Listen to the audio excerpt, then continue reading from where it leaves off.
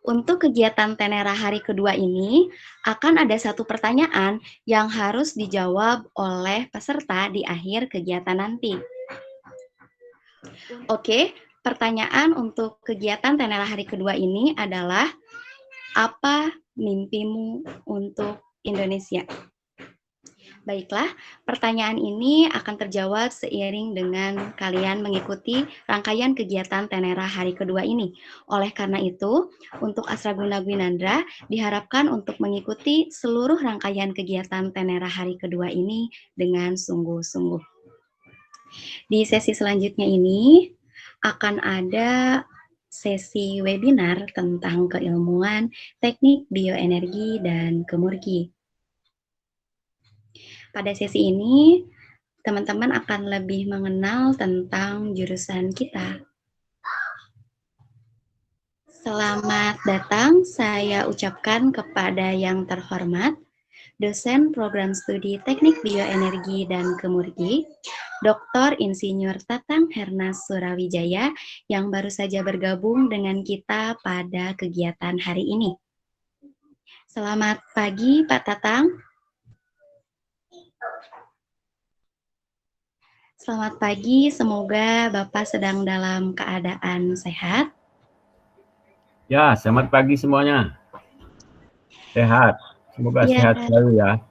Iya, baik Pak, terima kasih. Oke, Asraguna Gwinandra, tanpa menunggu lama lagi, sekarang kita akan masuk ke dalam sesi yang sudah dinanti-nanti, yakni webinar tentang keilmuan teknik bioenergi dan kemurgi.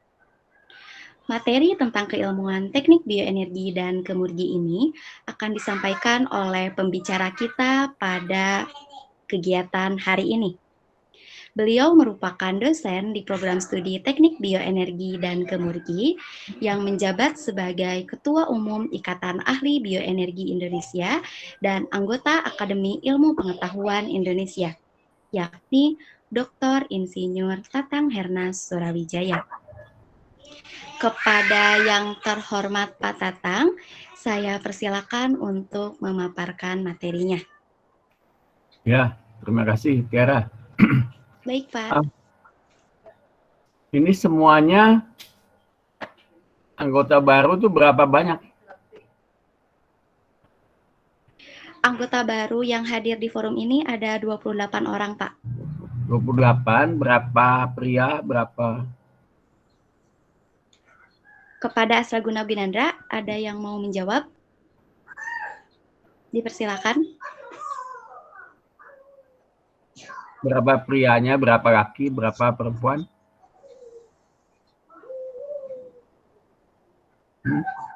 Saya nggak ada yang tahu. Saya memang nggak tahu. Sebentar, Pak. Kepada Asraguna Gwinandra, silahkan untuk menginterupsi dan menjawab ada berapa laki-laki dan ada berapa perempuan. Silakan. Baik, silakan Raffi.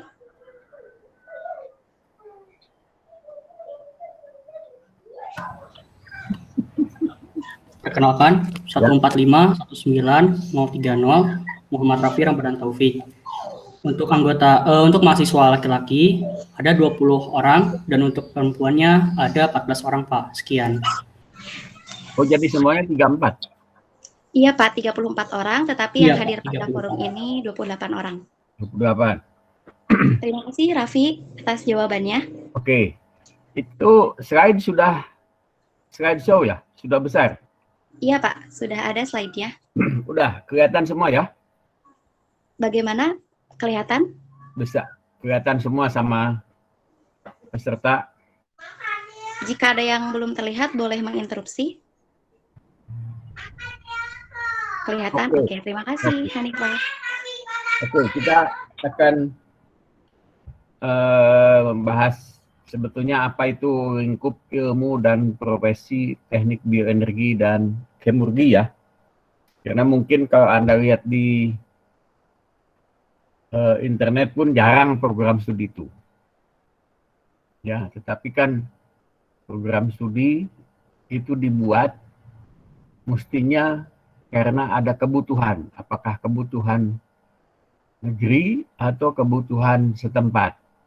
Nah, dalam hal ini kebutuhannya kebutuhan negeri sebetulnya. Nanti kita bisa lihat kenapa kita butuh itu. Oke, next. Ya, slide berikut. Oke, pertama karena kalian sebetulnya semua mahasiswa Fakultas Teknologi Industri. Saya nggak tahu apakah sebetulnya kalian sudah dikenalkan kepada apa itu industri. Jadi kita mengenal dulu apa yang sebetulnya disebut industri. Jadi industri sebetulnya adalah beda dengan pabrik ya. Industri adalah kelompok usaha produktif yang menghasilkan produk serupa atau sejenis. Jadi industri sepatu misalnya, industri gula, industri perbankan, industri asuransi, industri perhotelan, industri pariwisata, itu. Nah, jadi ada dua kata produk serupa. Apa itu produk? Produk adalah barang atau jasa. Jadi bisa berupa benda atau jasa yang punya nilai ekonomi dan ditawarkan oleh suatu perusahaan. Lalu istilah produktif sebetulnya memiliki pengertian senantiasa, jadi dari waktu ke waktu memenuhi keperluan dan kepuasan konsumen, kemudian efisien dalam penggunaan kekayaan alam atau sumber daya, termasuk sumber daya finansial, sumber daya manusia, dan sebagainya, dan efektif di dalam menghasilkan produk. Itu istilah sekitar industri. Oke, berikutnya. Nah, industri sebetulnya selalu pertama mensumberdayakan kekayaan alam. Jadi menjelmakan atau mentransformasi kekayaan alam menjadi sumber daya. Apa yang disebut kekayaan alam itu bisa bahan mentah, ya, jadi mencakup bahan mentah, teknologi, manusia, uang, barang modal, dan informasi. Jadi ada industri yang mentransformasi informasi ya menjadi lebih bernilai tambah, itu ada. Lalu pasti menghasilkan produk yang ada konsumen yang butuh. Ya, dan yang ketiga, industri itu akan mendatangkan kekayaan dan kesejahteraan bagi perusahaan sendiri, dan paling sedikitnya sebagian masyarakat. Sebagian itu biasanya pemegang saham atau yang punya industri ya. Lalu apa yang disebut berbudaya industrial itu sebetulnya ada berbudaya produktif. Ya, masyarakat industrial adalah masyarakat yang berbudaya produktif. Ya. Jadi nanti kita bisa lihat bahwa misalnya di Inggris itu sepak bola sudah menjadi industri. Di Indonesia belum. Kenapa? Nah, karena kompetisi sepak bola di Inggris atau di Eropa itu sudah memenuhi syarat-syarat yang diterapkan tadi, memuaskan konsumen, mendatangkan kekayaan, kesejahteraan bagi perusahaannya, bagi klubnya, bagi pemegang sahamnya, dan seterusnya. Di Indonesia saya kira masih menuju perjalanan ke sana. Ya, jadi saya juga bisa mengatakan bahwa dunia pertanian Indonesia itu sebetulnya mungkin masih belum berbudaya industri. Ya, masih berbudaya pertanian, pertanian yang sepenuhnya berbasis sumber daya alam. Oke, terus ya kan slide-nya. Nah, sebenarnya industri itu akan memenuhi berbagai industri itu memenuhi 10 kebutuhan dasar manusia. Ya. Dan 10 itu adalah pangan, energi, pemukiman dan peralatan rumah tangga, sandang, termasuk kosmetik, parfum, perhiasan, jadi semua yang disandang, kesehatan dan pengobatan, pendidikan, transportasi, komunikasi, keamanan dan pertahanan, Lalu yang ke-10, olahraga, hiburan, dan rekreasi atau pariwisata. Orang bisa bertanya, agama ada di mana? Agama itu adanya di pendidikan sebetulnya. Nah, orang sebetulnya beragama itu pendidikan sepanjang hayat juga. Oke, next. Selanjutnya. Nah, industri itu dibagi kelompok utama. Jadi di zaman mula-mula muncul peradaban, ya mungkin di abad pertengahan. Yang muncul pertama adalah industri budidaya. Itu bidang pertanian, perkebunan, kehutanan, peternakan, perikanan. Dulu memang mungkin disebutnya bukan industri, masih subsisten ya. Masih pokoknya apa adanya. Tapi sekarang saya kira di barat itu sudah semuanya menjadi industri. Lalu muncul juga industri ekstraktif. Itu adalah industri yang sifatnya gali-galian. Pertambangan mineral, logam, mineral non-logam, batu bara, minyak dan gas bumi, panas bumi, dan sebagainya. Itu yang primer, yang di hulu. Lalu muncul industri sekunder. Itu adalah sebenarnya industri fabrikasi. Ya, industri fabrikasi adalah industri yang mengubah bahan mentah menjadi produk di dalam sarana yang berwujud bengkel, kira-kira seperti itu awalnya. Dan itu terbagi dua, ya, industri manufaktur dan industri proses.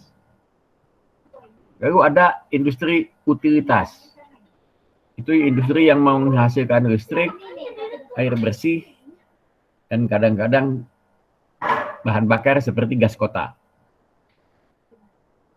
Lalu ada industri konstruksi, konstruksi bangunan, konstruksi berat, konstruksi perdagangan khusus, dan sebagainya.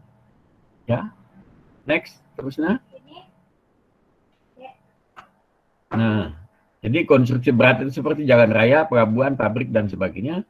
Konstruksi perdagangan khusus adalah seperti instalatur listrik, instalatur pipa air, dan sebagainya. Nah, itu kelompok industri sekunder. Lalu kelompok industri tersier yang muncul sesudah industri sekunder, itu semuanya industri jasa. Industri transportasi dan komunikasi. Jadi ini berlainan ya. Transportasi itu jasa transportnya, bukan alat transport. Alat transport itu di industri fabrikasi. Demikian juga komunikasi itu jasa komunikasinya. Telkom misalnya. Bukan handphonenya. Handphonenya itu produksi industri fabrikasi. Lalu ada industri perdagangan. Itu biasanya rantai dari distributor, grosir, pedagang eceran. Lalu ada industri keuangan. Itu biasanya perbankan, asuransi, bursa efek, piagam saham, dan sebagainya. Lalu ada industri pemerintahan. Nah, kita bisa juga menilai apakah misalnya pemerintahan di Indonesia, baik nasional maupun daerah, itu sudah bisa disebut industri. Itu tergantung bagaimana pelayanannya, bagaimana memuaskan konsumennya, gitu ya. Jadi kita sebut saja industri pemerintahan. Lalu industri jasa lain itu pendidikan, pelayanan, kesehatan, pariwisata, perhotelan, hiburan, konsultan, reparasi mesin, penciptaan, dan pewujudan teknologi. Tuh. Ya, oke, itu pembagian industri. Nah, kita sekarang pindah ke kita ada di industri mana sebetulnya? Ya, silakan. Ya, slide berikut. Nah, kita sebetulnya seluruh fakultas teknologi industri sebetulnya bidangnya adalah industri fabrikasi. Itu industri yang mewujudkan produk barang dengan menggarap dan mengolah bahan mentah di dalam sarana yang berwujud fisik pabrik atau bengkel. Itu dua, terbagi atas dua subsektor besar. Itu industri manufaktur dan industri proses. Banyak juga orang bilang industri proses kimia. tergantung. Tapi dua-duanya sebetulnya maknanya sama. Nah, nanti kita bisa bedakan apa industri proses, apa industri manufaktur. Jadi industri manufaktur itu adalah industri yang tahap utama transformasi bahan mentah menjadi produknya, ya, adalah peristiwa mekanik atau fisik.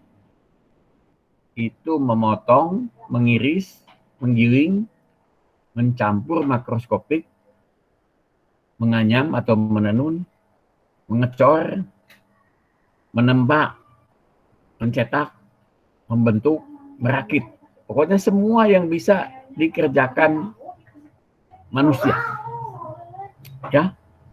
Karena memang asalnya dari manufaktus, dibuat dengan tangan, akhirnya jadi manufaktura, dan sekarang manufaktur. Nah, jadi beda antara pengertian teknis benar dari manufaktur di dalam ilmu teknik dengan manufaktur bahasa awam. Kalau bahasa awam itu semua industri fabrikasi disebut manufaktur. Ya. Manufaktur artinya dilakukan besar-besaran di pabrik dengan mengerahkan tenaga buruh. Jadi kata dia, industri itu banyak, fabrikasi kadang-kadang disebut juga industri manufaktur. Nah, dalam hal itu industri manufaktur disebut industri manufaktur diskret, industri proses disebut manufaktur kontinu, ya, atau industri manufaktur proses, gitu. Oke, silakan slide berikut. Bedanya sekarang apa definisi industri proses kimia? Itu adalah industri yang tahap-tahap utama transformasi bahan mentah menjadi produknya adalah proses kimia. Proses kimia itu bisa reaksi kimia dan atau peristiwa kimia fisik. Apa yang disebut peristiwa kimia fisik? Itu adalah pencampuran molekuler bahan yang rumus dan struktur molekulnya berlainan. Jadi berbeda antara pencampuran ini molekuler, misalnya alkohol kita campur dengan air. Ya. Atau apa? Coca-Cola dicampur Sprite. Rasanya jadi aneh. Ya, nah, beda dengan pencampuran misalnya pasir dengan kapur. Pencampuran tanah dengan lempung. Beda, itu pencampuran makroskopik namanya, bukan pencampuran molekuler atau mikroskopik. Ya, lalu yang termasuk peristiwa kimia fisik adalah penguapan, penyubliman, pengembunan, pembekuan, dan pengkristalan bahan, terutama yang berkomponen lebih besar dari satu. Kalau komponennya cuma satu, biasanya kita bersinggungan atau overlaps, ya, berhimpit dengan mesin. Teknik mesin konversi energi biasanya. Itu menangani juga penguapan, penyubliman, pengembunan, pembekuan, pengkristalan bahan, terutama yang komponennya cuma satu. Lalu pemisahan larutan. Larutan homogen maksudnya, kayak alkohol dengan air dipisah menjadi alkohol dan air. Ya, bensin dan toluen dipisah menjadi toluen dan bensin. Oke, next. Selanjutnya, ini adalah diagram sebenarnya transformasi sumber daya alam menjadi produk-produk kebutuhan peradaban manusia. Jadi yang di atas itu bagaimana berbagai jenis sumber daya alam diolah oleh industri, sebetulnya pertama-tama ditingkatkan oleh industri budidaya dan industri ekstraktif. Ya, baru setelah itu muncul industri proses kimia dan industri hilir. Jadi industri proses kimia itu yang di sana disebut industri penghasil zat kimia dasar, penghasil zat kimia antara, penghasil zat kimia fungsional, dan industri proses. Seluruh industri itu melayani kebutuhan pasar akhir, yaitu kebutuhan konsumen. Seperti yang saya sebutkan tadi, ada 10 kebutuhan dasar manusia. Oke, lanjut. Nah, sekarang kita bicara apa itu teknik kimia. Ada teknik kimia, ada teknik mesin, teknik fisika, teknik elektro sebetulnya. Nah, apa itu teknik kimia? Sebenarnya teknik kimia adalah ilmu, ya. Kalau sebagai suatu ilmu, teknik kimia adalah ilmu tentang proses kimia berskala komersial dan tentang sarana pelaksananya juga. Ilmu tentang proses kimia berskala komersial dan ilmu tentang sarana pelaksana proses kimia berskala komersial. Apa itu yang disebut proses kimia berskala komersial? Itu adalah pengolahan yang memanfaatkan reaksi kimia dan peristiwa kimia fisik untuk mengolah bahan itu sebenarnya mengubah keadaan kandungan energi atau komposisi bahan sehingga menghasilkan produk yang karena nilai gunanya dapat dijual secara menguntungkan. Ya, itu sebenarnya berbeda antara disiplin besar teknik kimia dengan kimia murni, beda. Kimia murni sebenarnya ilmu yang menjelaskan peristiwa-peristiwa alam yang ada sifat kimiawinya. Ya, peristiwa-peristiwa kimia yang ada di alam. Kalau kita memanfaatkan pengetahuan itu untuk melakukan proses yang ada pengertian komersialnya, pemanfaatan komersial dari proses kimia yang ada. Nah, landasan dari teknik kimia adalah matematika, fisika, dan kimia, serta juga nanti kita tahu mikrobiologi. Ya, sedangkan penuntun dalam praktek adalah ilmu ekonomi. Anda akan belajar juga nanti sebagian ekonomi dan hubungan kemanusiaan. Hubungan kemanusiaan tidak perlu di dalam kuliah karena Anda toh juga berkomunikasi satu sama lain di dalam pergaulan, akhirnya bisa juga berhubungan dengan manusia lain. Terus, ya, slide berikut. Nah, tadi teknik kimia sebagai satu ilmu. Sekarang kita beralih ke teknik kimia sebagai profesi teknik. Ya, karena itu ada Badan Kejuruan Kimia Persatuan Insinyur Indonesia. Ada Badan Kejuruan Elektro Persatuan Insinyur Indonesia. Ada Badan Kejuruan Mesin. Ya. Nah, itu profesi di situ ya. Apa itu teknik kimia sebagai profesi? Itu adalah profesi teknik yang memiliki misi menelaah, menghimpun, menumbuh kembangkan, serta menerapkan metode-metode penyelesaian masalah kerekayasaan yang timbul di dalam kegiatan penelitian, pengembangan, perancangan, dan pengoperasian proses kimia berskala komersial. Ya, yang penting di situ adalah masalah kerekayasaan. Ya, yang gedenya. Nanti masalah ekonomi, masalah itu ada orang ekonomi, ada orang sosial yang bisa terlibat.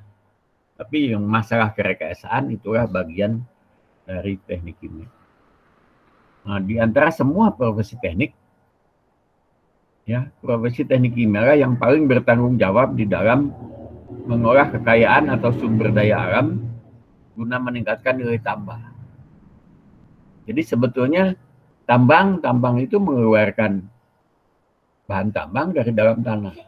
Teknik perminyakan itu mengeluarkan minyak dengan sumur-sumur, menggalinya, naik ke atas bumi, permukaan bumi. Nah, tapi yang bertanggung jawab mengolah, menaikkan nilai tambahnya benar-benar itu adalah sebetulnya profesi teknik ini. Nah, karena kita bertanggung jawab terhadap mengolah kekayaan atau sumber daya alam, maka gambar berikutnya kita lihat sebetulnya ada berbagai sumber daya alam. Silakan. Ya, nah, jadi sumber daya alam kita bagi menjadi sumber daya alam mineral, sumber daya alam hayati sebetulnya. Tapi secara umum kita sebut sumber daya nabati, karena yang hewan, hayati itu nabati dan hewani. Tapi yang hewani itu kan tidak hidup kalau tidak memakan yang nabati. Jadi cukup disebut sumber daya nabati saja karena hewani pun turun dari nabati sebetulnya. Kita kalau nggak makan yang asalnya nabati ya, Kita makan hewan, makan tapi kan hewan juga makan daun. Pokoknya sumber pangan itu sebetulnya semua nabati yang bisa melakukan fotosintesis ya. Nah, mineral jadi ada mineral organik, ada mineral anorganik, mineral logam, anorganik logam, organik non-logam. Tuh, lalu ada sumber daya nabati itu yang bisa non-pangan, pemanfaatannya untuk non-pangan, non-food, dan pangan. Nah, sebetulnya teknik pangan itu berurusan dengan pengolahan sumber daya nabati untuk keperluan pangan. Yang non-pangan itu yang ditangani oleh teknik bioenergi dan kemurgi. Silakan. Next. Jadi apa itu teknik bioenergi dan kemurgi? Kemurgi itu asalnya dari kata Inggris kemurgi. Itu adalah cabang teknik proses kimia yang bermisi itu. Sama ujungnya menghimpun, menumbuh kembangkan, menerapkan metode penyelesaian masalah kerekayasaan yang timbul di dalam kegiatan penelitian, pengembangan, perancangan, dan pengoperasian proses kimia berskala komersial yang bedanya di situ, mengolah sumber daya nabati atau hayati untuk keperluan non-pangan. Karena energi itu non-pangan, jadi sebetulnya bioenergi itu termasuk di dalam istilah kemurgi. Cuma kalau program studi ini dinamakan dinamakan program studi kemurgi saja, itu masyarakat belum kenal istilah kemurgi itu apa. Jadi kita namakan dulu teknik bioenergi dan kemurgi.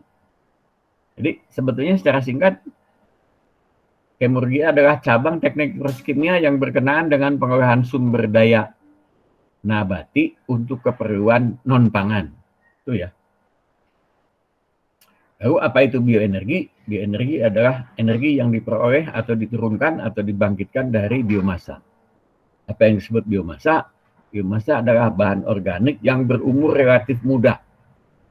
Umur relatif muda itu maksudnya untuk membedakan dari bahan organik yang umurnya sudah sangat tua, yaitu minyak bumi, batu bara, gas bumi, ya itu.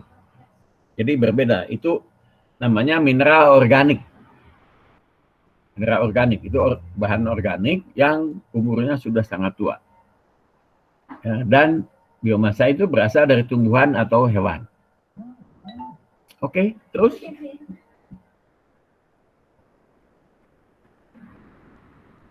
Ya.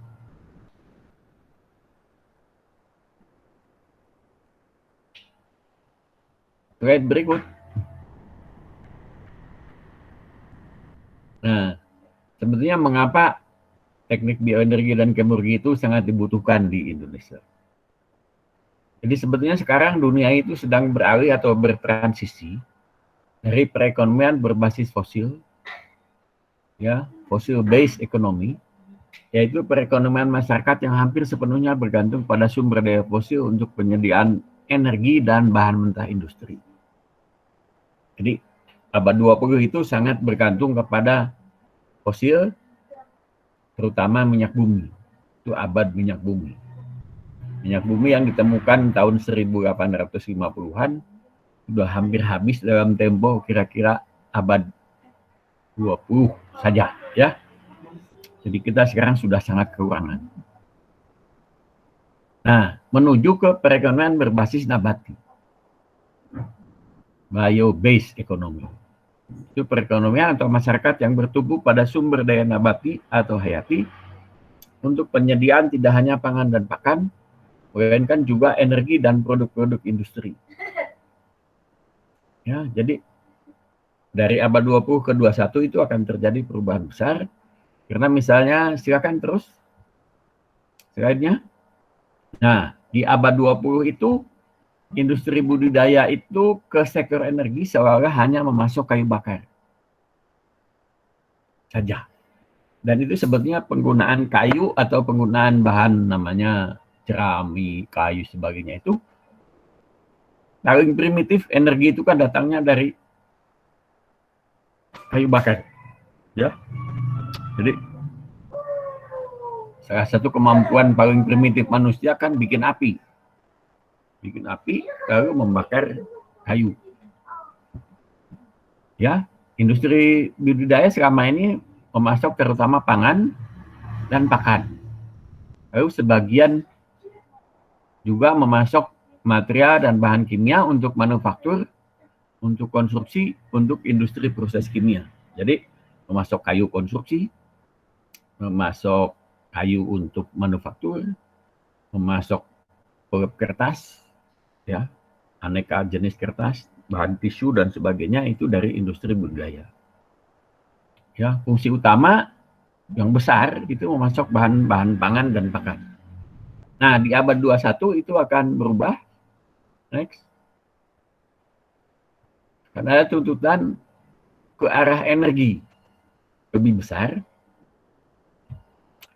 Ya, pangan dan pakan tetap besar, tapi ke arah energi menjadi kebutuhannya bukan kayu bakar sebetulnya, tetapi bahan bakar nabati namanya. Bahan bakar nabati, jadi bukan sebenarnya kayu bakar bukan disebut bahan bakar nabati karena itu tidak diolah sama sekali. Ya, bahan bakar nabati atau bahasa Inggrisnya biofuels, dan kemudian listrik. Ya, karena listrik dan bahan bakar bermutu tinggi, jadi bahan bakar yang hasil olahan, itu sebenarnya adalah dua kebutuhan masyarakat di bidang energi. Apapun juga sumber energinya yang dibutuhkan masyarakat hanya dua itu. Ya, listrik atau bahan bakar bermutu tinggi. Jadi sumber listrik kan bisa air terjun, tenaga air, tenaga angin, tenaga surya, tapi toh ya ujungnya harus jadi listrik. Ya, sumber bahan bakar bisa minyak bumi, bisa itu, tapi ujungnya harus bahan bakar bermutu tinggi. Misalnya LPG, gas kota, bensin, kerosin, aftur, dan sebagainya. Nah, kebutuhan akan bahan kimia dan material juga akan bertambah besar karena nanti kita industri kemurni dituntut untuk menggantikan industri petrokimia.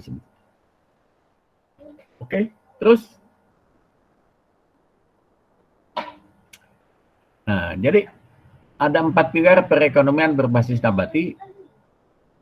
Itu tergambar di sana bahwa sumber daya nabati atau bioresources itu akan diubah oleh kelompok industri yang namanya biorefineries atau kilang nabati. Ya, dari kilang minyak bumi nanti kita beralih ke kilang nabati. Dan ada industri besar adalah food and feed, itu pangan dan pakan, industri besar, sektor industri yang besar. Lalu bahan bakar nabati atau biofuel. Ya. Sedangkan dua pilar pelengkap itu adalah listrik biomasa, bio-based electricity, dan produk kimia berbasis material nabati. Itu karena dua pilar pelengkap ini sebetulnya kecil saja dibanding yang biofuel maupun food. Nah, mengapa demikian? Karena sebetulnya kalau industri ya, industri bio-based itu sebenarnya mungkin nanti mengambil bahan mentahnya itu 10% saja sudah cukup. Nah, listrik dari biomasa juga sangat bermanfaat, tapi toh nanti tidak memasok terlalu besar karena sebagian besar listrik datangnya dari sumber daya non nabati. Jadi tenaga air, tenaga angin, ombak laut, panas bumi, nuklir, tenaga surya, dan lain-lain. Ya, karena itu listrik dari biomasa itu bukan pilar besar. Nah, itu yang akan menopang bio-based economy. Ya, next. Silakan. Nah, perkembangan ke arah perekonomian berbasis nabati itu sebetulnya uang emas bagi Indonesia yang selama ini kan kita ketinggalan dari negara-negara lain. Ya, dari negara tetangga Malaysia, Thailand, apalagi dari Korea, Taiwan, Jepang, dan Eropa. Nah, peluang emasnya di mana? Karena Indonesia adalah negara tropik berlahan potensial luas dan berkeanekaragaman hayati dahsyat, kata orang. Bukan lagi besar. Orang bilang keanekaragaman hayati Indonesia itu dahsyat. Kita darat nomor 2 di dunia, hanya kalah oleh Brazil. Dan darat dan laut itu nomor 1 di dunia. Ya, di Indonesia tanaman tumbuh lebih cepat dan lebih besar, lalu bermacam tumbuhan multifungsi tersimpan di dalam keanekaragaman hayati negeri. Ya, siapa yang memberi? Ya sebetulnya yang Maha Kuasa. Jadi sebetulnya itu kekayaan alam yang besar itu nikmat yang Maha Kuasa dan harus kita manfaatkan semaksimal mungkin sebetulnya. Itu kesalahan kita di masa lalu. Ya, jadi kita berpotensi besar menjadi pusat biobased ekonomi dunia, sehingga peluang yang dibuka pergerakan dunia ke arah biobased ekonomi harus dimanfaatkan semaksimal mungkin. Jangan sampai kita gagal ketinggalan, tertinggal dari negara tetangga maupun negara yang jauh. Ya, kita mestinya menjadi pelopor di situ, pemimpinnya. Nah, kalau pemimpin itu kan seperti pelopor atau pemimpin itu seperti pembalap juara nomor 1 ya. Nah, kalau pembalap juara nomor 1 itu tidak pernah melihat ada pembalap lain di depannya. Nah, itu jadi artinya bangsa yang selalu bertanya, sudahkah ada bangsa lain atau orang lain yang melakukan ini? Itu pasti tidak akan jadi nomor 1. Karena dia selalu melihat sudah ada contoh belum. Ya, nah, sedangkan bangsa yang pelopor itu nanti dia yang membuat contoh.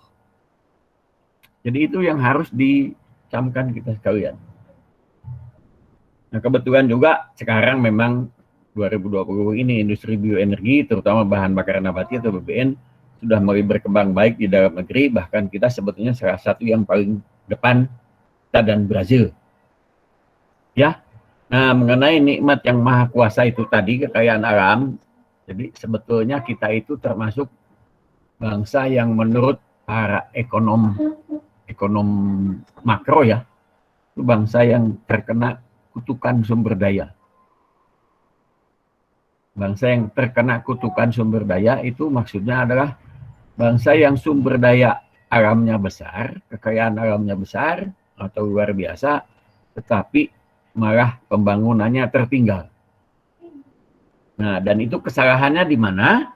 Kesalahannya karena sebetulnya kita mengingkari nikmat dari Yang Maha Kuasa. Jadi ada hukumannya di situ. Ya, next, lihat. Ini terutama untuk yang beragama Islam, silakan. Itu. Surat Ibrahim ayat 7 mengatakan, sesungguhnya jika kamu bersyukur, pasti akan bertambah nikmatku kepadamu. Dan jika kamu mengingkari nikmatku, maka sesungguhnya azabku sangat berat atau pedih. Ya, jadi harus ingat bangsa Bani Israel yang dihukum tercerai-berai karena mengingkari nikmat diberi tanah perjanjian. Nah, sesungguhnya Indonesia diberi kekayaan alam besar, tapi selama ini kita selalu melihat udah ada negara lain membentuk ini enggak? Padahal kita yang mesti jadi pelopornya. Itu kesalahannya di situ. Ya, sehingga terkena kamu seolah-olah mengingkari apa yang telah diberikan. Oke? Ya, next. Nah, kita sekarang bicara contoh yang nyata. Tadi kan kita bicara manajemen lingkupnya apa. Nah, kita bicara sekarang bagaimana mendesaknya kebutuhan pengembangan teknologi dan industri bahan bakar nabati di Indonesia. Ya, silakan. Silakan. Nah, ini gambar kurva yang bergerak ke atas adalah impor hasil minyak bumi. Jadi minyak bumi dan bahan bakar minyak. Yang merah yang terus melorot ke bawah adalah ekspor. Ya, ekspor. Jadi selalu ada impor, selalu ada ekspor. Jadi misalnya saja begini, kalau orang menemukan minyak bumi di dekat Australia, daripada dibawa ke Jakarta, jual saja ke Australia. Atau jual di dekat Irian, jual ke Papua Nugini boleh. Nah, kita yang dari Jakarta beli dari yang tempat yang lebih dekat, yang biaya angkutnya lebih murah. Karena itu selalu ada impor dan ekspor. Nah, yang penting adalah beda antara impor dan ekspor. Karena kalau impor jauh lebih besar daripada ekspor, kita menghabiskan devisa negara. Ya, jadi kelihatan di situ bahwa impor itu makin lama makin jauh meninggalkan ekspor. Akibatnya itu menguras negara, menguras devisa negara. Ya. Dan ini terutama membuat nanti neraca perdagangan negara defisit berat kalau harga minyak bumi di atas $60 per barel. Memang sekarang di zaman COVID ini minyak buminya sendiri turun karena nggak ada yang pakai. Ya. Next, jadi sebetulnya netnya itu sebetulnya Indonesia sudah tahun 2004 kita persis itu net importir sebetulnya. Ya, silakan.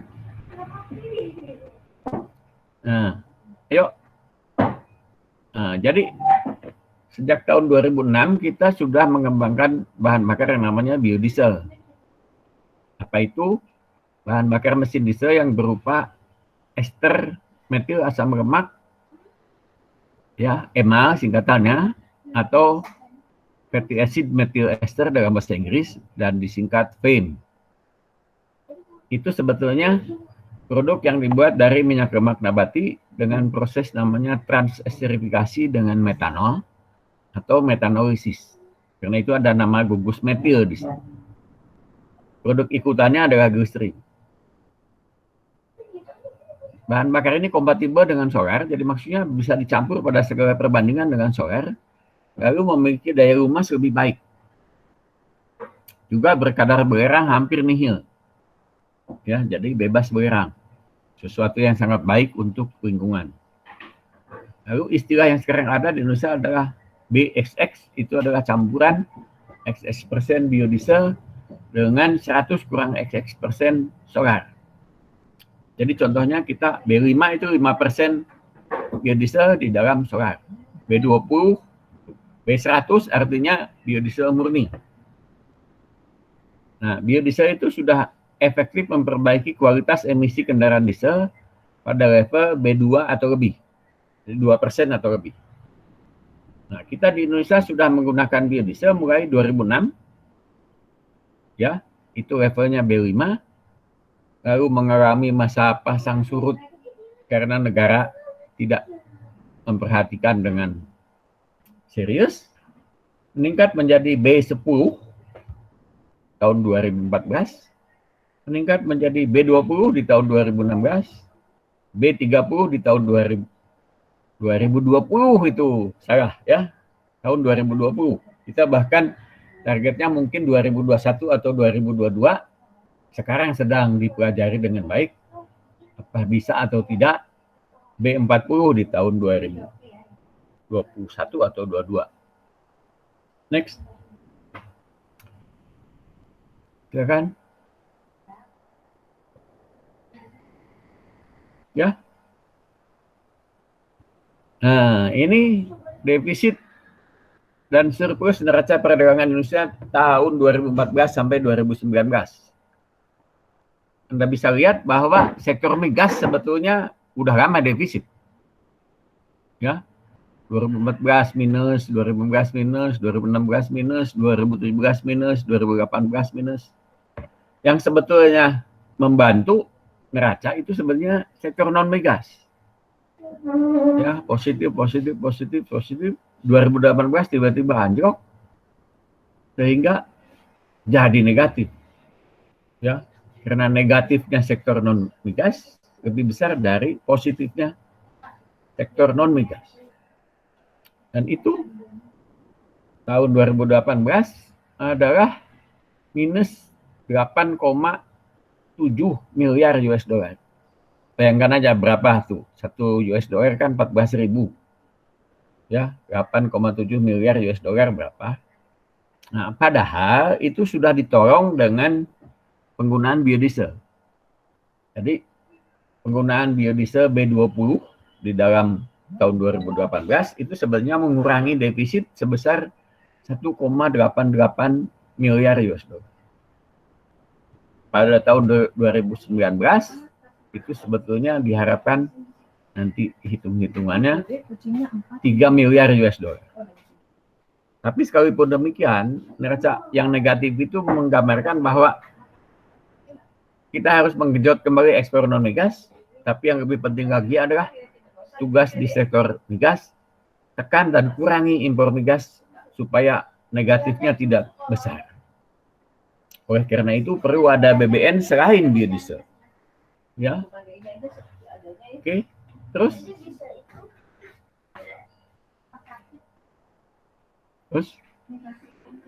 Nah, apa sebetulnya yang sedang dilakukan sekarang?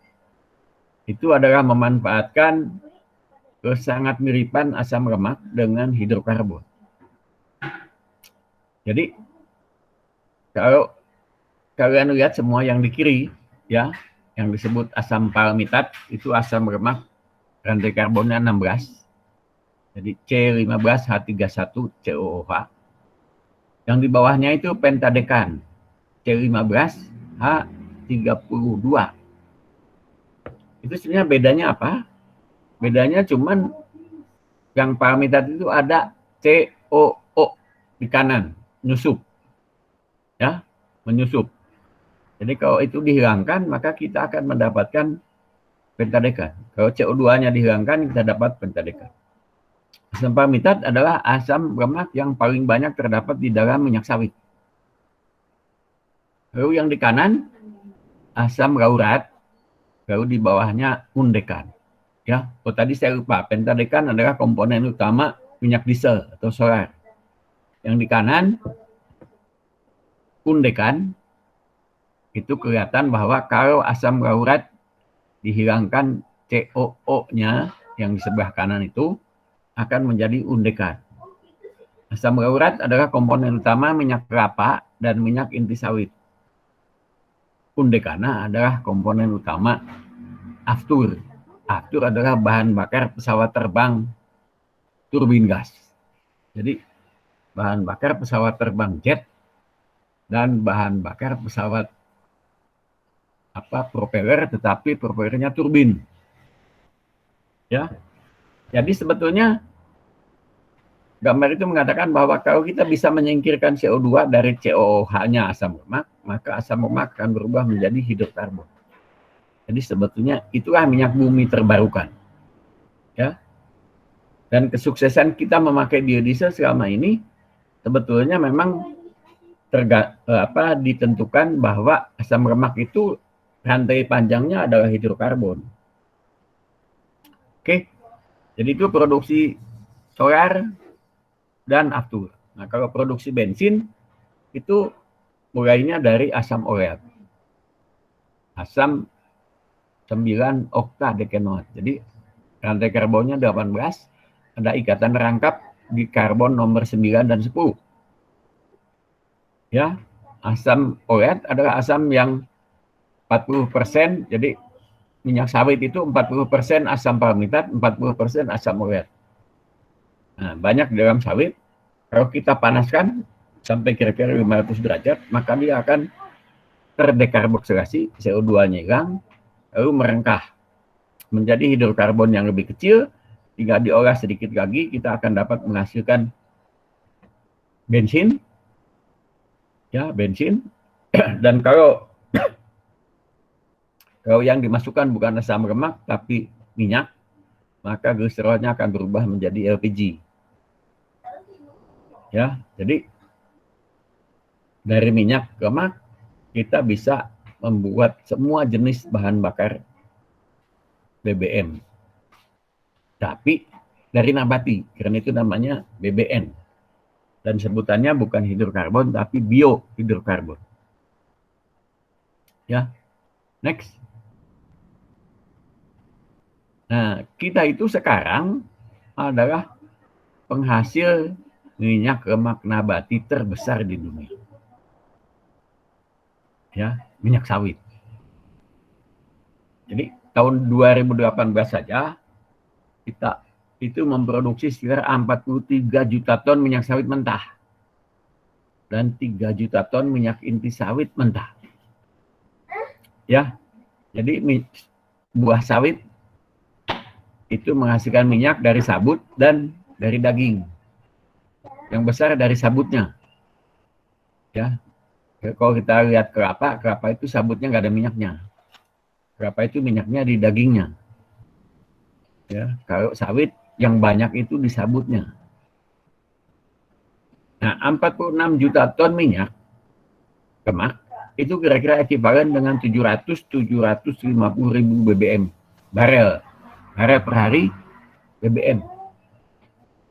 Banyak sekali jumlah, ya, tapi belum cukup. Karena kita sekarang impornya saja 750 ribu, 800 ribu barel. Dan pasti akan naik. Tentunya kita tidak bisa menggunakan semua minyak sawit jadi BBM, karena minyak sawit kan sebetulnya dibutuhkan untuk makanan. Jadi kita harus menyisihkan paling sedikitnya 1/4 produksi minyak sawit kita untuk sektor pangan dalam negeri. Tidak bisa semuanya. Ya, 43 juta ton itu banyak loh. Kita nomor 1, Malaysia yang nomor 2. Nomor 2 itu Malaysia, penghasil minyak sawit atau minyak terbesar di dunia. Malaysia itu kira-kira 26 juta. Ya. Jadi di situ ada keperluan sebetulnya kita meningkatkan produk kita sawit per lahan per hektar. Sawit kita sekarang rata-rata 4 ton per hektar per tahun. Sedangkan Malaysia sudah mencapai 6. Ya. Jadi kita harus tingkatkan. Pohon sawit itu potensinya sampai 12 ton per hektar. Jadi harus kita realisasikan di situ. Samping itu kita harus juga memanfaatkan pohon-pohon yang sebetulnya banyak sekali terdapat. Itu yang tadi saya bilang dikasih nikmat tetapi tidak dipakai. Jadi pohon penghasil minyak lemak yang belum atau kurang dimanfaatkan. Kelapa, kelor, sekarang mulai terkenal kelor, moringa oleifera, pongam, nyamplung, kesambi, kapok, dan lain-lain. Ini banyak sekali ya pohonnya. Next. Nah, ini teknologi utama konversi minyak lemak nabati ke BBM biohidrokarbon. Itu mau bikin diesel nabati, mau bikin aftur nabati, mau bikin bensin nabati. Semuanya itu sebetulnya sekarang dikembangkan di ITB, di Teknik Kimia ITB. Nah, sekarang sebagian sebetulnya nanti ada di Teknik Bioenergi dan Kemurgi, ada yang di Teknik Kimia. Ya, dan ini sangat menjadi perhatian pemerintah sehingga sebetulnya sekalipun tidak menamakan diri pusat unggulan IPTEK, ya pusat IPTEK-nya bahan bakar nabati biohidrokarbon itu sebenarnya di ITB.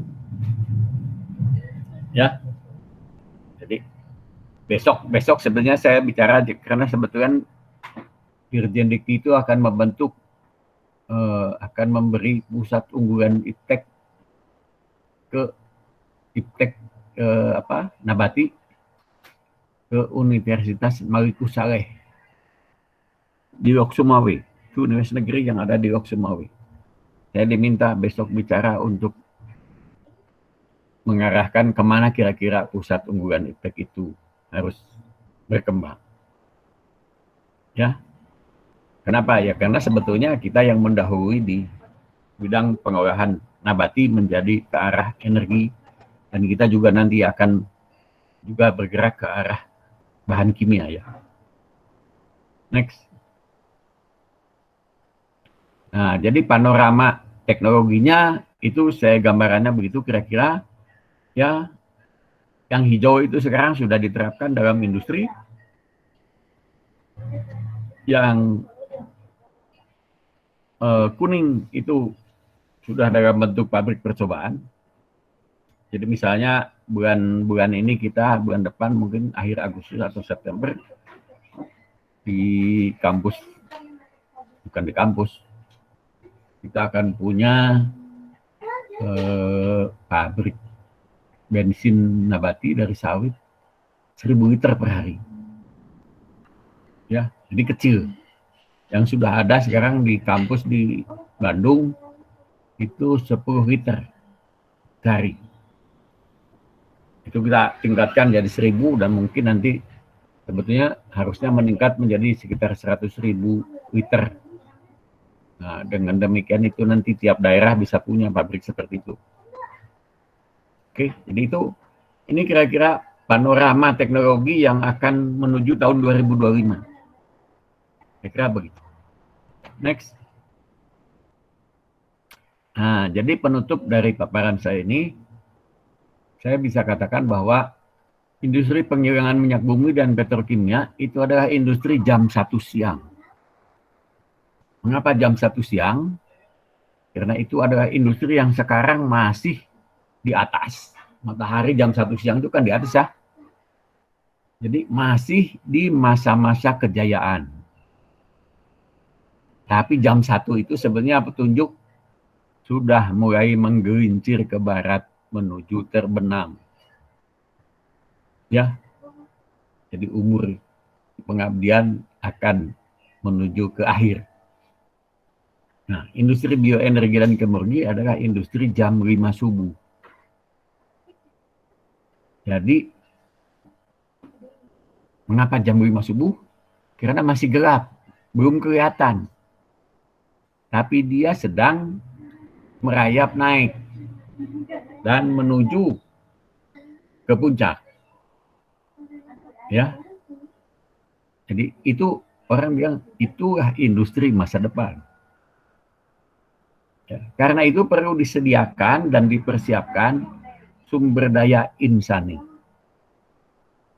Beda dengan saya tidak menyebut sumber daya manusia. Karena kalau sumber daya manusia itu lebih mengartikan kepada otot, manpower, ya, sumber daya insani. Jadi yang dipakai adalah insannya, otaknya. Jadi kita perlu sumber daya insani profesional untuk menangani masalah-masalah itu tadi, kerekayasaan yang timbul di dalam kegiatan penelitian, pengembangan, perancangan, dan pengoperasian teknologi dan industri bioenergi dan kemurni. Ya, jadi untuk itulah sebetulnya ada program studi teknik bioenergi dan kemurni. Dan program studi ini adalah yang pertama di Indonesia. Ya, dan kita juga bilang, ya yang lain nggak usah bikin-bikin dulu lah. Nanti kalau kebutuhan sudah nyata benar berapa, kita akan silahkan aja. Tapi toh sekarang sudah mulai Ristek, Kementerian Ristek, Pendidikan Tinggi, Badan Riset Inovasi Nasional sudah melihat bahwa ini kebutuhan masa depan, jadi mereka sudah mempersiapkan juga. Karena itulah besok itu ada webinar tentang pembentukan pusat unggulan iptek sumber daya nabati untuk Universitas Maliku Saleh. Ya, saya kira itu ini slide terakhir ya. Habis itu kan terima kasih. Nah, ya. Jadi itu paparan saya. Nah, silahkan kalau mau ada yang tanya apa saja. Boleh. Saya kira Tiara yang moderatornya ya. Iya Pak, betul. Ya, oke. Baik, terima kasih kepada Pak Tatang yang telah memaparkan materi tentang keilmuan teknik bioenergi dan kemurni.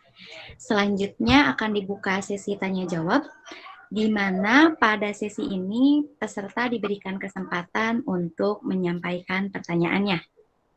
Sebelumnya, saya akan menyampaikan aturan forum pada sesi tanya jawab ini. Mohon untuk disimak dengan baik. Aturan forum yang pertama, pada sesi tanya jawab ini, peserta diperkenankan untuk membuka kamera. Sekali lagi, pada sesi tanya jawab ini, peserta diperkenankan untuk membuka kamera. Oke, aturan yang kedua, sesi tanya jawab ini akan dibagi menjadi beberapa termin.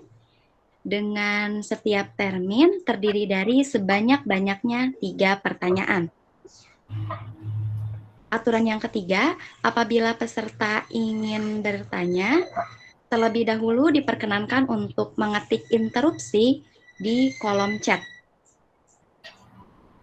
Setelah dipersilakan oleh MC, peserta diperkenankan untuk menyampaikan pertanyaannya melalui mikrofon. Saya ingatkan sekali lagi, pada sesi tanya jawab ini, peserta diperkenankan untuk membuka kameranya dan duduk yang rapi. Membuka kamera dan duduk yang rapi. Oke? Aturan pada sesi tanya jawab telah saya sebutkan. Ada yang mau ditanyakan terlebih dahulu terkait aturan forumnya? Enggak ya? Oke, karena tidak ada yang bertanya, saya asumsikan seluruh peserta telah memahami aturan forum pada sesi tanya jawab ini. Baiklah, tidak menunggu lama lagi, termin pertama untuk sesi tanya jawab dibuka. Untuk 3 penanya pertama dipersilakan. Baik, 1, 2, Fikra, Ali. Ayo, satu lagi. Ada yang mau bertanya lagi? Oke, sambil menunggu, oke, ada 3, Fikra, Ali, dan Zaki. Oke, untuk yang pertama saya persilakan kepada Fikra untuk menyampaikan pertanyaannya.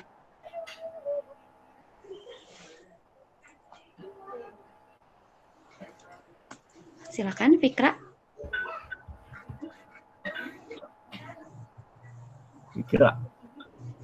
Fikra. Di-unmute dulu.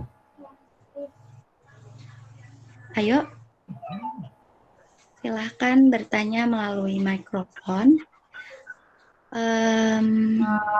Perkenalkan, nama saya Fikra Hanifa, NIM 145-19031. Mohon maaf, suaranya kedengaran nggak? Kedengeran? Kedengeran. Oke. Saya ingin bertanya, jadi kan ada target di ASEAN itu 2025, target 23% sudah penggunaan renewable energy. Nah, saya mau nanya, sejauh mana penggunaan bioenergi, maksudnya kayak berapa persen bioenergi telah digunakan di Indonesia dan ASEAN, terus apa saja kendala dalam mengembangkan bioenergi? Oke, sudah Fikra pertanyaannya? Sudah. Oke, terima kasih kepada Fikra. Selanjutnya pertanyaan yang kedua dari Ali. Silakan Ali. Baik, perkenalkan nama saya Muhammad Hibir Ali, NIM 145-19004. Saya tertarik dengan yang Bapak katakan mengenai bahwa nanti petrokimia akan digantikan dengan kemurgi. Nah, itu nanti prosesnya bagaimana dan kira-kira kapan itu akan terrealisasi, Pak? Terima kasih.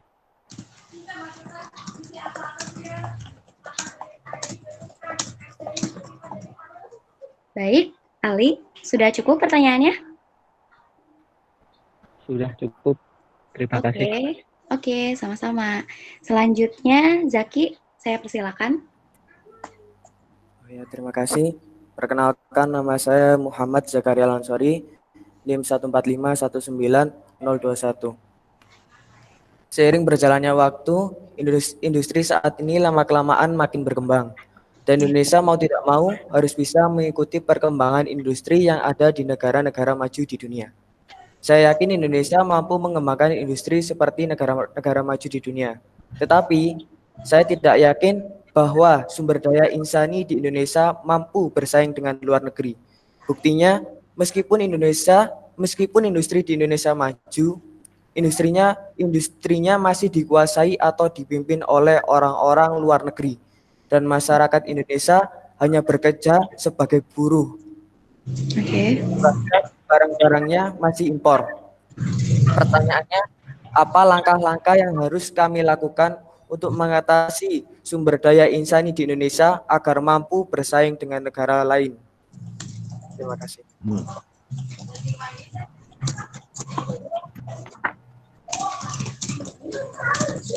Oke.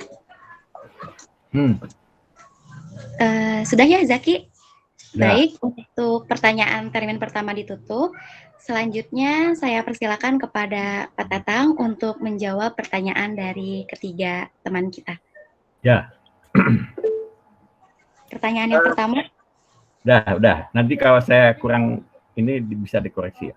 Oh Jadi ya, yang baik, pertama Pak. dari Fikra 031 ya. Jadi target Indonesia yang ditetapkan sebenarnya oleh Dewan Energi Nasional itu 23% energi terbarukan di tahun 2025. Target BBN sebetulnya 9%. Bahan bakar nabati itu 9%. Dari 23 itu 9 bahan bakar nabati. Saya merasa kalau bahan bakar nabati akan tercapai 9%. Tapi kalau energi terbarukan itu listrik terutama ya, kan listrik dan BBN. Menurut saya tidak akan tercapai. Nah, mengapa demikian? Karena sebetulnya satu keuntungan bahan bakar nabati itu mempengaruhi ekspor impor. Mempengaruhi langsung keuangan negara. Jadi kalau negara defisit, dia berpikir, listrik kita tidak pernah impor. Listrik itu dibangkitkan dalam negeri, dipakai di dalam negeri, dipakai setempat. Nah, akibatnya pemerintah dalam situ hampir perhatiannya hilang. Karena tidak mempengaruhi neraca perdagangan. Jadi listrik itu agak terbengkalai. Ya, apalagi nanti kalau kita punya Menteri Energi yang tidak mengerti apa yang akan saya terangkan kepada Zaki nanti. Ya, atas pertanyaan Zaki. Terus kendalanya apa? Ya, kendala besarnya itu. Orang Indonesia itu baru berpikir katanya kalau sudah kepencet. Kalau sudah terdesak baru berpikir. Jadi kemarin misalnya 2 tahun lalu itu bisa tiba-tiba bertanya B30 bisa nggak minggu depan? Padahal diuji pun belum secara teknis. Kenapa? Karena neraca perdagangan kejepit. Ya, terlalu banyak impor, duit berkurang, baru tanya ke sektor teknis. Itu Kementerian Ekonomi tanya ke sektor teknis, bisa nggak minggu depan? Nggak bisa lah, kalau tidak dipersiapkan. Gitu ya. Jadi kendalanya sebenarnya bangsa kita sendiri.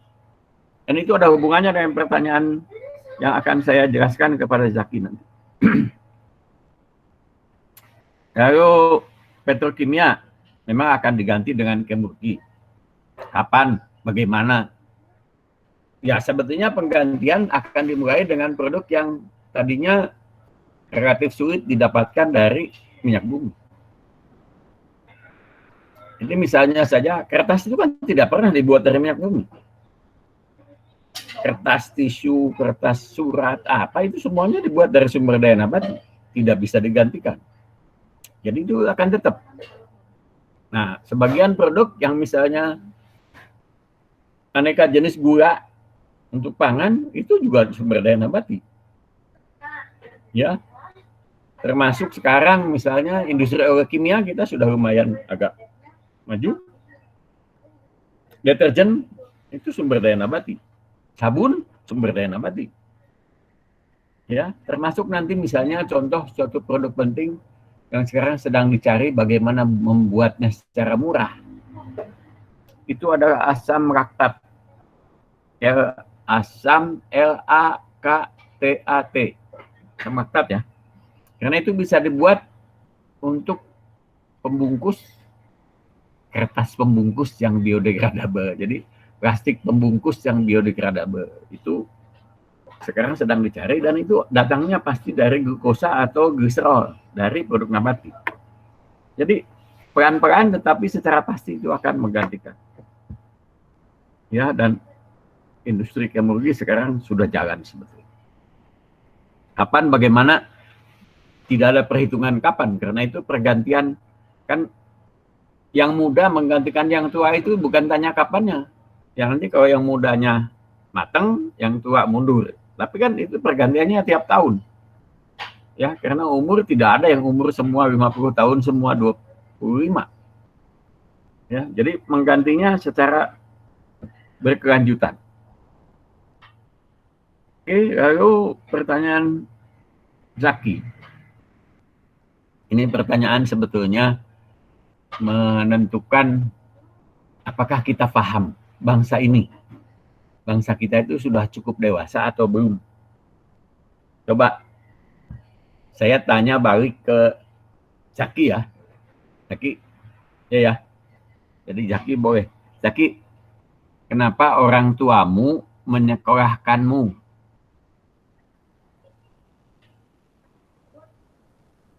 Atau orang tua kamu menyekolahkan kamu? Atau negara menyediakan anggaran 20% APBN untuk pendidikan? Mengapa? Menurut izin menjawab, Yang kamu pahami apa? yang saya pahami, orang tua saya menyuruh saya untuk kuliah agar saya menjadi orang-orang sukses di Indonesia. Orang sukses atau orang yang punya daya saing? Orang sukses. Sukses aja. Sukses mah bisa juga terhadap perempuan. Jadi sukses, punya masa depan, begitu? Iya. Ya. Jadi kenapa Ya, itu negara harus membiayai pendidikan 20% dari APBN? Apa yang terjadi kalau negara sebenarnya ya nggak usah lah, terserah aja. Apa yang terjadi terhadap bangsa kita? gimana Pak? Kalau negara misalnya pendidikan, nggak usah lah, biarin aja bikin sekolah sendiri, terus belajar sendiri. Negara nggak usah menyediakan APBN untuk pendidikan. Kalau menurut yang saya ketahui, akibatnya tidak ada motivasi generasi muda Indonesia untuk belajar dan sekolah. Salah jawabannya, bukan tidak ada motivasi, bangsanya tidak punya masa depan. Karena generasi keturunannya, generasi berikutnya itu tidak punya daya saing. Kalah sama Korea, kalah sama orang belajar sekarang masih kalah, apalagi tidak dididik. Benar nggak? Iya, Ya kan? Nah, jadi sebetulnya ada, atau saya ini lagi ya, dalam pendidikan tidak ada istilah keekonomian, benar nggak? Iya, Ya. Tidak ada. Yang ada adalah istilah keefektifan penggunaan dana. Kalau bapakmu menyekolahkan kamu, kamu tidak sekolah, malah foya-foya, nah ngamuk bapakmu. Ya, tapi sebaliknya bapak kamu, orang tua kalian, itu kadang-kadang mau menjual sebagian aset, sebagian harta, hanya untuk membayar supaya kamu bisa sekolah di tempat yang kamu mau dan dia bisa bayar. Benar nggak? Mungkin kamu mau sekolah kemana, ke Amerika, tapi orang tua bilang, aduh duitnya nggak ada, sekolahnya di Indonesia aja, pilih yang baik kalau kamu bisa, ya. Tapi kalau tidak punya uang, kadang-kadang orang tua ya nanti diusahakan. Ada, kadang-kadang perlu menjual aset.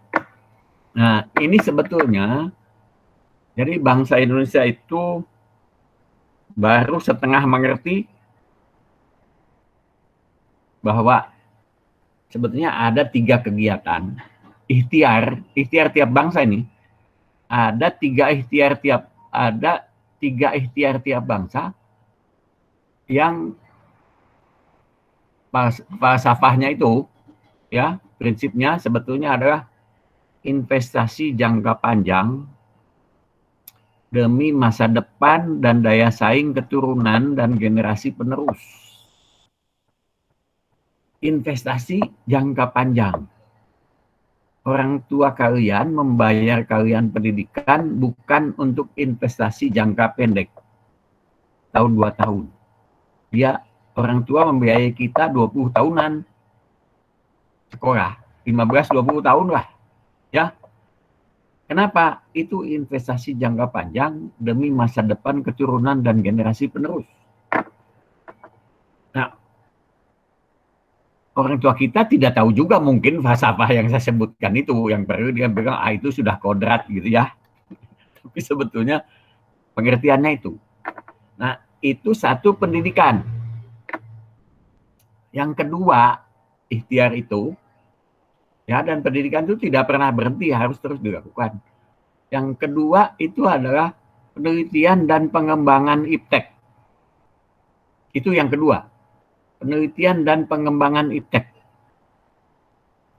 Itu investasi jangka panjang demi masa depan keturunan dan generasi penerus. Nah, kita mengerti pendidikan, tapi bangsa Indonesia tidak mengerti penelitian dan pengembangan iptek. Jadi, membayar hanya karena orang lain ada dana iptek, dana Litbang. Tidak serius. Korea serius, Taiwan serius. Nah, sebetulnya tahun 60, produk domestik bruto Indonesia dan Korea itu hampir sama. Dengan Korea Selatan ya. Tapi mereka serius menangani Litbang Iptek, kita tidak. Ya, kita tidak. Kalau mau tahu buktinya, angka petunjuknya, alokasi dana Litbang Iptek Korea Selatan tahun 1960 itu 0,1% PDB, produk domestik bruto. 0,1. Sekarang Korea itu alokasi dana Litbang Ipteknya 4,3% PDB. Bagaimana dengan kita? Kita tahun 2016 0,1% PDB. Itu kelihatan bangsa yang paham, bangsa yang tidak paham. Nah, baru sekarang nih ada kelihatannya, alhamdulillah Pak Jokowi, saya juga pikir beliau ngerti betul atau instingnya benar.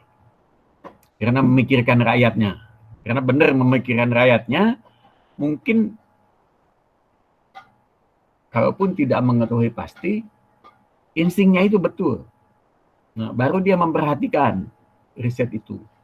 Itu ada, itu di depan siapa ya? Gitu ya. Nah, jadi karena tidak mengerti riset itu yang tadi disebut kenapa kita ketinggalan terus. Ya salahnya di situ. Ya, bukan pendidikan sudah baik, lumayan, walaupun belum sangat serius. Tahun 70 orang Malaysia sekolah ke Indonesia, tahun 2000 orang Indonesia sekolah ke Malaysia, kan terbalik. Maka kita sedang menyindir pemerintah, jangan-jangan nanti tahun 2040 orang Indonesia sekolah ke Timor Leste, gitu ya. Kalau nggak ngerti-ngerti. Nah, jadi kita harus mengerti. Nah, karena bangsanya tidak mengerti, yang mudanya harus mengerti. Yang muda-muda itu harus mengerti bahwa pemerintah kalian itu nggak sadar. Kita tuh banyak upacaranya. Karena itu saya tanya juga, kadang-kadang kita menyanyi lagu Indonesia Raya, tapi sebenarnya banyak orang tidak mengerti apa kata-kata jadi pandu ibuku. Ya, itu cuma nyanyi aja dari tapi kata-kata itu nantilah kalau ketemu saya di kelas, Pak, saya tahu artinya. Apa artinya jadi pandu ibuku? Ya, itu. Nah, pengembangan energi terbarukan itu sebetulnya tambahan sementara dari dua usaha tadi. Kenapa? Karena kalau tidak dilakukan, investasi itu tidak dilakukan, maka tahun 2035-2040 generasi Indonesia yang pada saat itu muncul, ada kemungkinan kalian itu 2035-2040 ada di sana, akan kesulitan mendapatkan energi. Mengapa? Karena minyak bumi, gas bumi itu ketersediaannya menurun, dan nomor 2, makin tidak disukai dunia karena mengotori atmosfer bumi, menyebabkan pemanasan bumi. Kalau sekarang kita tidak berinvestasi di situ, investasi di bahan bakar nabati, investasi di listrik terbarukan, nah itu bakal kesulitan 2035, 2040. Nah sayangnya misalnya menteri sebelum ini di kabinet siapa, Pak Jonan, itu nggak ngerti. Jadi dia mengatakannya, ya lu saingan aja. Dalam istilah saya, loh bagaimana anak 12 tahun mau disaingkan dengan orang tua usia 48 dalam hal kerja. Yang satu 12 tahun lagi pensiun, yang satu 12 tahun lagi baru selesai sekolah. Jadi itu yang harus kita pahami. Ya, jadi tadi Syaki mengatakan dikuasai asing. Ya udah. Karena ketidakpengertian itu. Korea dan Indonesia itu sama. Masa kita nyalahkan Korea? Kamu kenapa mendahului saya? Ya salah dong. Korea bilang, kamu yang meninggalkan diri. Ya, jadi itu yang harus diperbaiki oleh generasi muda. Saya berusaha juga menerangkan kemana-mana supaya orang mulai ngerti. Ya, tetapi kan kalau masih sedikit orang yang memahaminya, maka sebagian besar orang itu akan berpendapat begitu. Jadi suatu kegiatan yang namanya investasi jangka panjang di negeri lain dilakukan dengan benar, di negeri kita selalu dilakukan atau dievaluasi dengan keekonomian jangka pendek. Padahal tidak pernah ada orang kenapa menyekolahkan. Ya, jadi litbang iptek di luar negeri selalu yang ditanyanya efektif atau enggak dananya. Ya. Di kita ditanya duitnya kapan balik. Salah mengevaluasinya. Ya, itu paham Jaki? Ya, itu ya. Nanti ditanya lebih jauh bisa. Oke, yang lain masih? Baik, terima kasih kepada Pak Tatang yang telah menjawab pertanyaan dari ketiga teman kita. Selanjutnya akan dibuka termin kedua. Untuk 3 penanya selanjutnya saya persilakan. Oke, 1, 2, udah ada 2 orang. Ada lagi? 3, oke. Yang pertama kepada Taufik, saya persilakan. Assalamualaikum, perkenalkan nama saya Muhammad Taufik Irsad, 145-19-016. Di sini saya ingin bertanya ke Pak Tatang, berdasarkan dari apa yang Bapak sampaikan tadi, saya sangat tertarik dengan kata-kata mengingkari nikmat Tuhan yang Maha Kuasa. Di sini sepertinya yang saya juga pernah dapat info kalau misalnya di Indonesia 2045 ini yang akan dikembangkan nanti adalah industri atau ekonomi yang berkelanjutan. Dan Ekonomi apa? Berkelanjutan. Jadi di mana itu bisa untuk sumber dayanya juga bisa dimanfaatkan untuk generasi pendatang.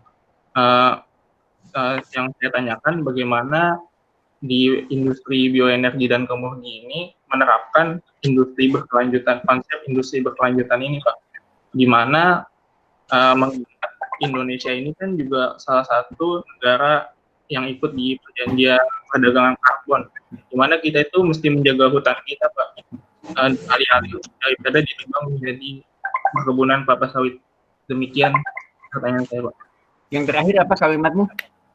Yang terakhir, tahu saya Indonesia ini juga itu Pak masih terikat dengan perjanjian perdagangan karbon. Jadi Indonesia itu mesti ngerawat hutannya Pak daripada dijadikan perkebunan.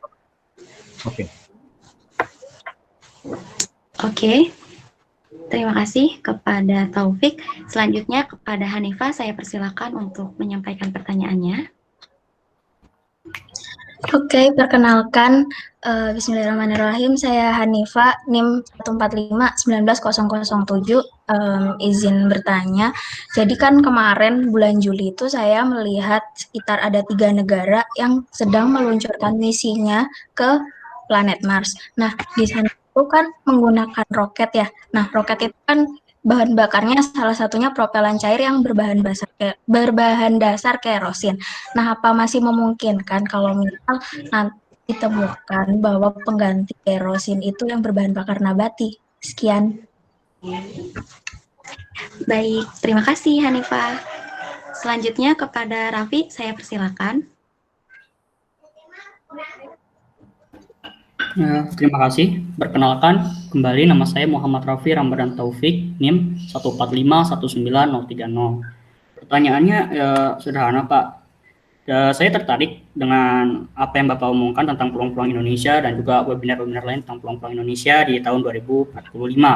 Nah, menurut pandangan Bapak, saya dan teman-teman sebagai mahasiswa, bagaimana caranya supaya bisa memanfaatkan peluang emas ini secara maksimal, tetapi selain akademiknya gitu Pak, selain kita meningkatkan akademik kita, mengembangkan ipteknya itu, apa aja sih yang bisa kita lakukan gitu?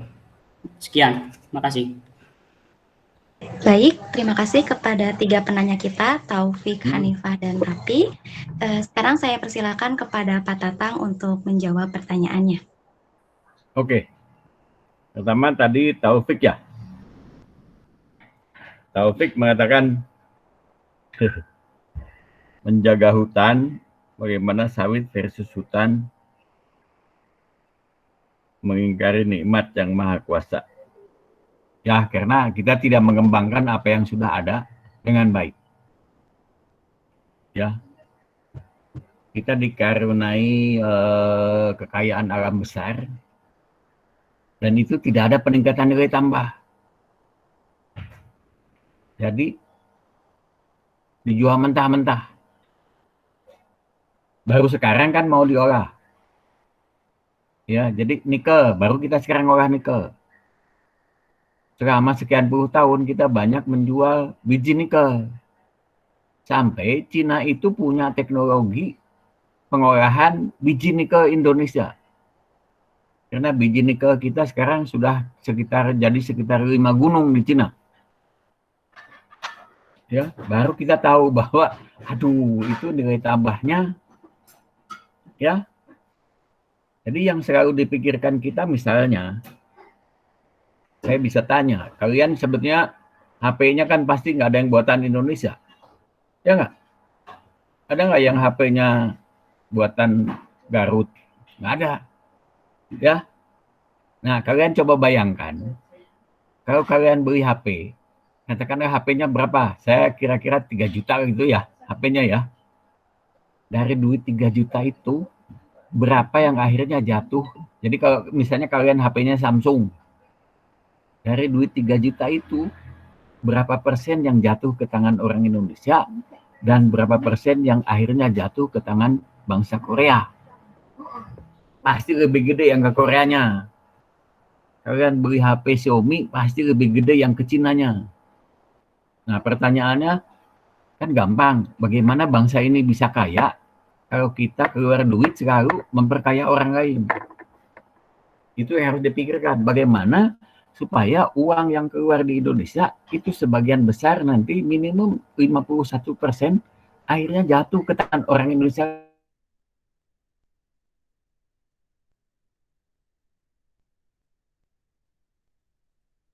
Oh, hebat ini pembangkit. Saya jamin itu 70% uang yang dikeluarkan jatuh ke tangan bangsa lain. Jatuh ke tangan bangsa kita. Jadi sebenarnya kita memang maju, tetapi uang yang kita keluarkan untuk maju itu sebagian besar untuk memperkaya orang lain. Dan karena kita kaya, banyak sumber daya alamnya ya. Kalau dimanfaatkan, banyak orang lain takut. Salah satunya adalah yang ditanyakan Taufik. Kita harus jaga sawit versus hutan. Jadi orang lain sangat memperhatikan sawit. Karena apa? Karena kalau jujur-jujuran kalah sama kita. Ya, minyak sawit itu 4 ton per hektar per tahun hasilnya. Minyak di negeri Eropa dan Amerika hasilnya 1 ton maksimal itu. 1 ton per hektar per tahun. Jadi kalau mereka bersaing secara fair, mati industri minyak nabati mereka. Karena itu selalu dicari-cari. Ya, saya akui memang ada industri kita yang nakal, tapi tidak semuanya.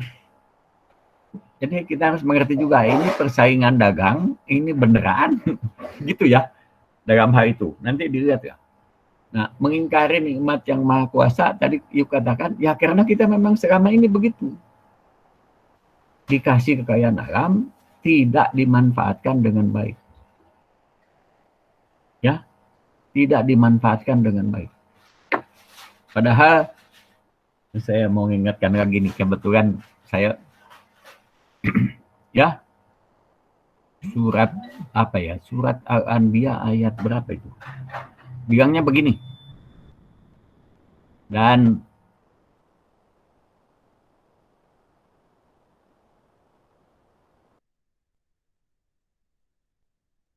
main dan untuk tujuan sia-sia.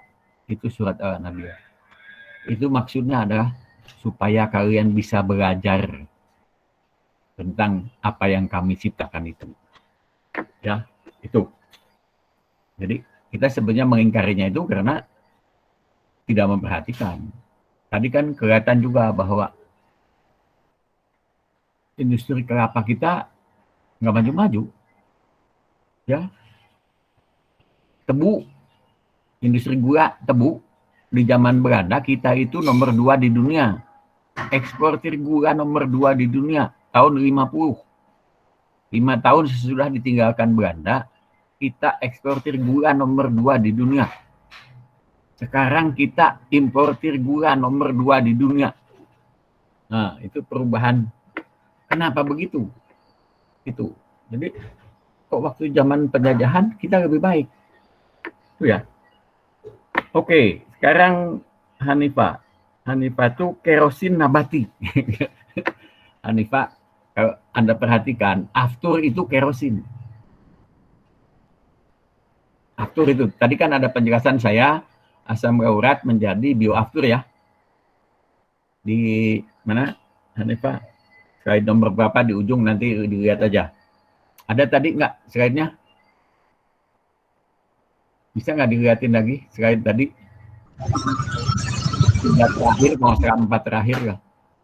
Yang ada gambar asam lemak dan hidrokarbon. Nah, aftur itu sebenarnya kerosin. Mutunya lebih bagus. Kalau kerosin atau minyak tanah, itu tidak ada syarat titik beku. Ya, kerosin itu bekunya boleh 0. Tapi kalau aftur itu titik bekunya paling tinggi minus 47 derajat. Karena bayangkan, pesawat terbang naik ke atas, di atas itu minus, kalau bahan bakarnya beku, nah, kepala terbangnya jatuh. Jadi sebetulnya Anda bilang bisa kerosin nabati? Bisa, aftur itu, bioaftur itu hampir sama dengan kerosin. Itu ya jawabnya. Lalu Raffi. Raffi ini apa nih tadi? Apa tadi? Bisa dibantu Tiara? Pertanyaannya. Bisa. Pertanyaan dari Raffi, bagaimana caranya supaya bisa memanfaatkan rencana Indonesia di 2045 lain memaksimalkan akademik? Coba kalian belajar, banyak sekali kesalahan kita ya. Jadi sumber, jangankan dari bidang kemurgi, sumber daya pangan aja kita itu banyak yang tidak termanfaatkan. Banyak yang tidak termanfaatkan. Ya, jadi tadi saya sudah bilang, gula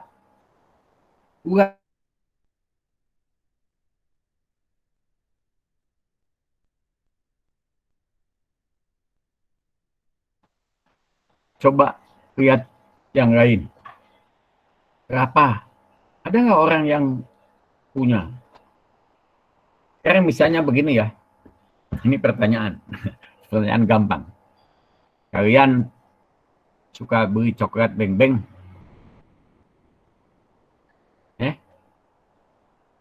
Raffi, pernah beli atau tahu coklat beng-beng? Coklat Pernah, Pak. Pernah. Itu coklat. Hah?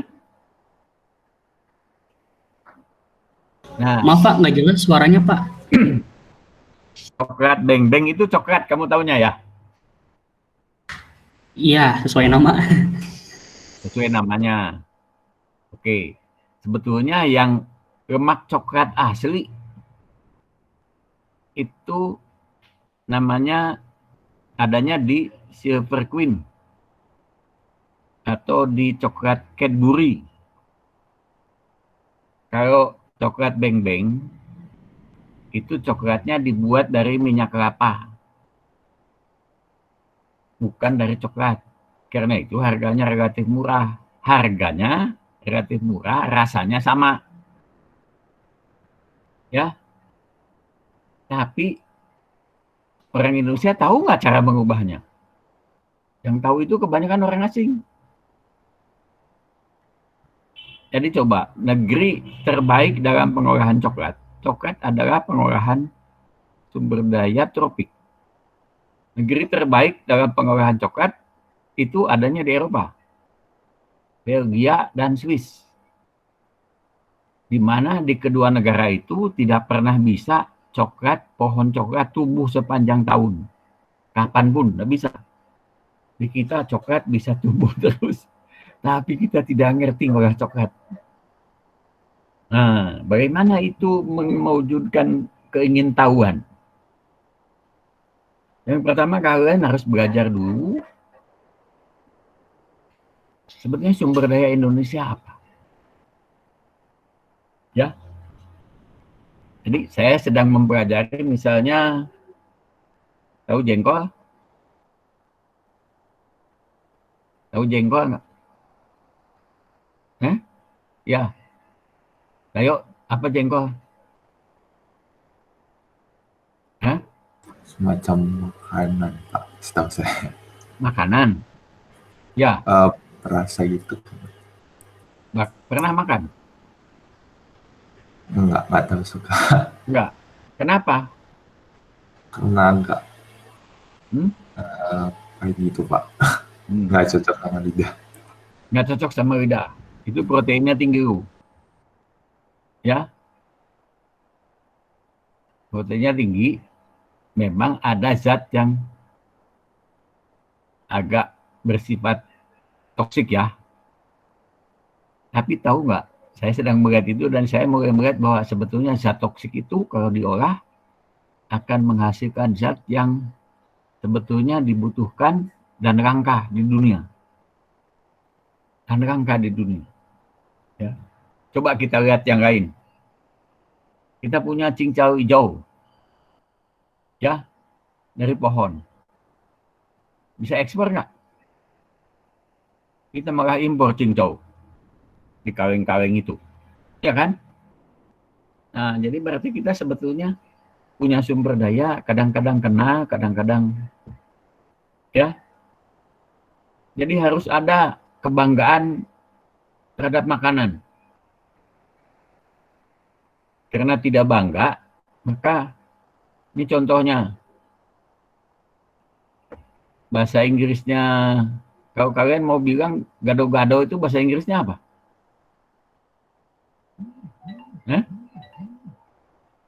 Jaki. Menurut you gado-gado bahasa Inggrisnya apa? Gado-gado, Pak. Gado-gado, gotek, apa itu? Gado-gado, Pak. Apa? Ya, gado-gado, Pak. Nggak tahu? Nggak tahu, Pak. Gado-gado itu, kalau kamu bilangnya ke orang asing, this is Japanese salad with peanut sauce. Ya, jadi bahasanya sama dengan mereka. Ini salad, tapi sausnya saus kacang. Ya, karedok apa? Karedok itu raw Sundanese salad with peanut sauce. Karena itu sayurnya mentah. Ya, tahu nggak bangsa mana yang memperkenalkan pertama kali gado-gado di pesawat terbang? Singapore Airlines, bukan Indonesia. Itu, yang begitu itu. Jadi kalian lihat Selain kuliah itu lihat sumber daya Indonesia apa yang terjadi dengan sumber daya itu menimbulkan keprihatinan kita sendiri bahwa kok rasanya di sektor pangan saja misalnya makin banyak sumber daya pangan Indonesia tidak termanfaatkan. Ya, padahal sebetulnya apa yang kita impor ada di sini. Ada dikasih. Ya.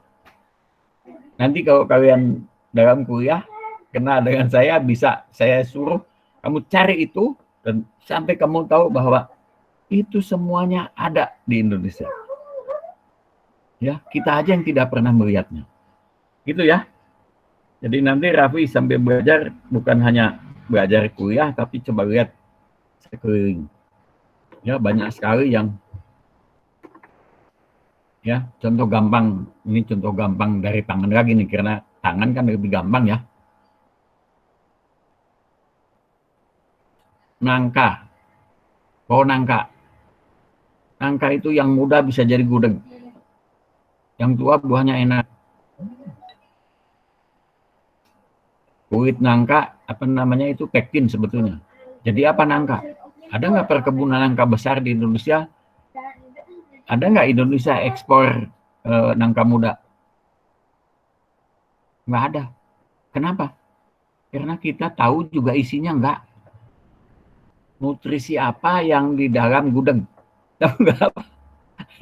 Kalian paling pokoknya enak Pak dimakan. Tapi sebetulnya apa isinya nangka muda? Sehingga bisa dipromosikan. Ini bagus kok untuk makan, ya, tidak bikin gemuk, ya. Jadi kasih contoh misalnya saya ya, cincau itu tidak, kamu berapapun makan cincau tidak akan gemuk. Cincau hijau itu, kenapa? Karena tidak dicerna. Jadi itu makanan sehat. Kenapa? Karena you bisa makan sepuasmu, tidak akan gemuk. Tapi yang begitu tidak bisa. Jadi malah orang lain yang mempromosikan ke kita. Nah, itu kesalahannya. Jadi kita tidak mengetahui kekayaan alam kita itu apa, ya, isinya apa, bagaimana mengolahnya. Itu yang salah. Dan itu yang diharapkan sebetulnya nanti sambil kuliah kalian bisa belajar. Ini pohon. Coba ada yang lain saya. Breadfruit, tahu nggak breadfruit itu apa? Breadfruit itu bahasa Inggris dari buah roti. Ya, apa itu buah roti? Kata Hadi Fajar, Bali salah. Breadfruit itu sukun. Kenapa? Karena ada sukun, jenis sukun yang kalau digoreng empuknya seperti roti. Tapi dari dulu sampai sekarang ya sukun digoreng. Ada nggak usaha mengolah menjadikan makanan yang benar-benar bisa jadi roti? Nggak ada. Ya, Kongres Sukun pertama diadakan oleh profesor dari Amerika, bukan dari negara tropika. Itu yang salah sebetulnya. Ya, oke Raffi, puas? Raffi? Puas Pak, makasih Pak. Ya, oke. Masih ada? Baik, terima kasih. Karena keterbatasan waktu, sepertinya pertanyaan dari Raffi merupakan pertanyaan yang terakhir, Pak. Ya, nanti kan bisa ketemu lagi di kuliah ya. Betul, nanti ketemu lagi. Boleh tanya. Ya. Baik, pertanyaan dari Raffi sekaligus menutup sesi tanya jawab pada webinar hari ini. Webinar hari ini akan ditutup dengan pemberian sertifikat secara simbolis kepada pemateri kita pada kegiatan hari ini. Kepada panitia, saya persilakan untuk menampilkan sertifikatnya. Selanjutnya akan ada sesi foto bersama. Oleh karena itu, kepada Asraguna Winandra dipersilakan untuk membuka kamera dan mempersiapkan dirinya. Dan kepada Pak Tatang, apabila tidak keberatan, saya mempersilakan Bapak untuk membuka kamera juga, Pak. Betul. Baik. Saya agak terangin dikit. Oh iya, Pak. Sekali lagi berarti ya, Pak? Ya. Sekali lagi ya, teman-teman.